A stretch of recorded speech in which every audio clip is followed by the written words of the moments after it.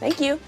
So far this entire episode has been about social media, which I love because I got my start on social media and I think it's an incredibly powerful tool.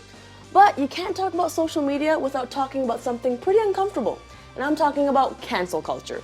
But here on A Little Late with Lilly Singh, we're down to have the uncomfortable conversations. So tonight my guest is YouTuber Natalie Wynn. Hello! Hi. Welcome to the show. Thank you. Thank you for having me on. Thank you so much for being here. So Natalie, I'm gonna right off the bat say, this conversation is kind of an uncomfortable one. I'd be lying if I said I wasn't sweating right now. I feel like we're lacking a space where we can have safe, productive dialogue about cancel culture because everyone's too scared. So are you down to just have like a safe conversation with me?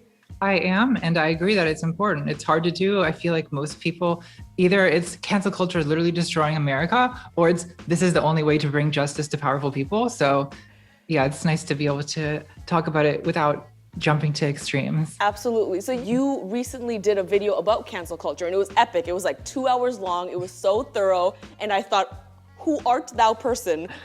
So wait, I don't even know the answer to this. I don't even know when canceling started online. Like, I'm assuming it was Twitter. That's right. Yeah. It started on Twitter, particularly Black Twitter. A lot of like internet slang actually comes from Black vernacular English, and that's how cancel started. I think it initially was almost kind of a meme. Like, it wasn't as serious a thing as it's become. I think that, people would say cancel R. Kelly, cancel Bill Cosby. And what they meant by that was, I'm checking out, like, this person has a record of doing horrible things for years. They've never faced any accountability or punishment or consequences. And so cancel them is just like, it's more of a personal decision. It wasn't actually an attempt to like replace a justice system. Mm-hmm. But I think that changed a little bit with the Me Too movement, where you have people like Harvey Weinstein, and like the goal seems to be, oh no, like, let's use social media to get these people who we can't get any other way. No, I completely agree. And even like looking back at some of the examples over the past year, of course, like the Black Lives Matter protests, so much of that was social media and the drive of social media. Rihanna tweeting about, the Wi-Fi shutdown from the Indian government, that was possible through social media. So it is such a powerful tool. But like most things, there's two sides to the story.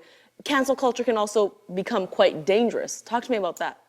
Well, I think where the danger is when it has part to do with who we're targeting, right? Like, I think it's, we're sort of using the tool for good when we're really using it to hold very powerful people to account. But when it starts becoming, oh, this random person just tweeted something stupid, and now hundreds of thousands of people are like raining hell upon them, like, that's not really holding the powerful accountable. So I think that's kind of like the other extreme example of just, I've seen this happen in like fan fiction communities on Tumblr or whatever. Tumblr? Where, like, literally, Tumblr? Yeah. Tumblr's so pure. Who's hating on Tumblr?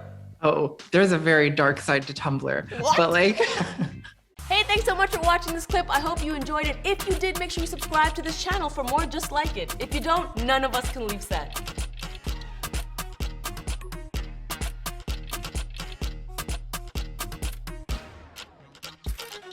Thanks!